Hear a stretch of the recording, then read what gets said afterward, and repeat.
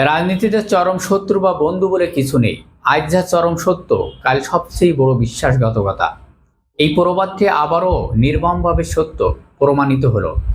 সহজ কথা, রাজনীতি মানেই ক্ষমতার দাবার বোর্ড। যারা বলেন আল্লাহ সন্তুষ্টর জন্য আমরা রাজনীতি করি, ক্ষমতার জন্য নয়। বাংলাদেশের রাজনীতিতে বহুল আলোচিত ইসলামপন্থী দলগুলোর ঐক্য অবশেষে তাসের ঘরের মতন ভেঙে চুরমার হয়ে যাচ্ছে।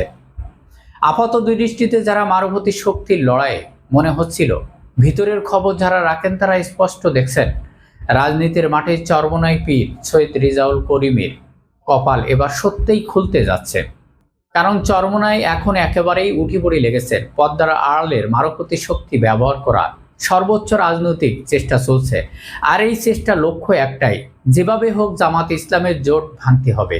দর্শক, রাজনীতির ক্ষমতা আশা কিংবা পাওয়ার সুযোগ ছাড়া আর কোনো ফাঁকা বলি খাটে না। এই যে দ্বিমুখী রাজনীতি, যেখানেই মুখে এক আর অন্তরে আর এক, এই জিনিসটা কিন্তু দেশের সাধারণ জনগণ কোনোভাবেই পছন্দ করে না। চরমনায় রাজনীতি হচ্ছে সেফ মাঠের জলকে ঘোলা করার রাজনীতি। রাজনীতির আসল অর্থ হচ্ছে ক্ষমতা আসার চেষ্টা করা এবং দেশ পরিচালনা করা। যারা ক্ষমতায় না আসার ভণ্ডামি করে তারা মূলত রাজনীতির জলকে ঘোলা করার চেষ্টা করে, ধান্দা করে। এটা কোনো রাজনীতি হতে পারে না।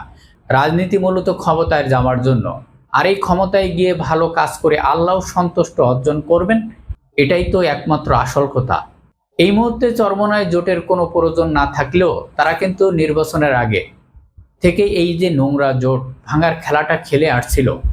আর 12ই ফেব্রুয়ারি নির্বাচনের পর মাত্র কয়েক মাস যেতে না যেতে আবারও জামাত ইসলামের জোট ভাঙার এক নতুন পাইতারা ষড়যন্ত্র মাঠ পর্যায়ে লক্ষ্য করা যাচ্ছে। হেফাজত চরমনাইয়ের সাথে আরও অনেকেই মিলে এই নোংরা খেলায় দিনরাত কাজ করে যাচ্ছে। দর্শক, রাজনীতির অন্দর মহলে এখন কান পাতলেই শোনা যাচ্ছে এই নোংরার পিছনে সরাসরি হাত রয়েছে ভারতের। আর এই পুরো খেলাটি নিয়ন্ত্রণ করছে স্বরাষ্ট্রমন্ত্রী সালাউদ্দিন আহমেদের হাত ধরে। জামাত ইসলামের সেই বিখ্যাত 133টি এ গ্রেডের আসনের আধিপত্য 12ই ফেব্রুয়ারি নির্বাচনের আগে এই আসনগুলো নিয়ে সমঝোতা টিকে থাকার একটি চেষ্টা হয়েছিল, কিন্তু ক্ষমতার লোভের কাছে সেই সমঝোতা শেষ পর্যন্ত টিকল না। চরমনায় যে স্বপ্ন জামাতের জোট ভাঙা, বিশেষ করে কওমিদের সেখান থেকে টেনে বের করে আনা, সেটা কিন্তু অলরেডি সফল হয়েছে। চরমনায় পীর সাহেবের নেতৃত্বে একটি বড় দল জামাত ইসলামের জোট ছিল, কিন্তু তারা অলরেডি সেই জোট থেকে বের হয়ে গেছে। জামাতের সেই শক্তিশালী জোট আর নেই।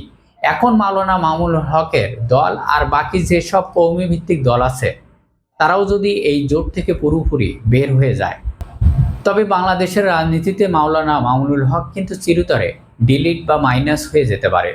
কারণ খুব পরিষ্কার, জামাত আর জোটে নেবে না। কোনোদিন মাথা গোজাতে পারবেন না মামুনুল হক। সবচেয়ে বড় সাইলটি কিন্তু এখানেই ছেলেছে চরমনাই পীর। অন্য দলগুলো সেফ দুইভাবে বিভক্ত হলো। আসলে এ কোনো বিষয় নয়, মূলত খেলাটা খেলছে চরমনাই নিজেই। 7 দলীয় হোক বা 8 দলীয় জোট হোক, এই জোটটা যদি তারা পুরোপুরি ভেঙে গুঁড়ে দিতে পারে, তবেই চরমনার কপাল রাজনীতিতে খুলে গেল। জামাতের জোট ভাঙতে পেরেছে এবং কওমিদের আলাদা করতে পেরেছে, এরা আসলে কোনো রাজনৈতিক লোক হতে পারে না।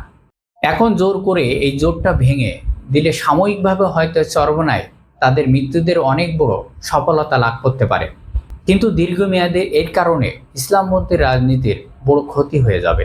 সালাউদ্দিন আহমেদ আর ভারতের ইশারায় হেফাজতের নেতৃত্বে যে খেলা চলছে, তাতে চরমনার স্বপ্ন এবার পুরোপুরি পূরণ হতে চলেছে। জামাত জোট এবার 7 দলীয় বা 8 দলীয় থাকবে না, এটা ভেঙে টুকরো টুকরো 11 দলের বিভক্ত হবে। আর এই জোট ভাঙার পর এবার তারা নিজেদের মধ্যে চরমভাবে টানাহেঁচড়া করবে। ক্ষমতা আর লোভের এই নোংরা জল শেষ পর্যন্ত কোথায় গিয়ে ঠেকে, সেটি এখন দেখার বিষয়।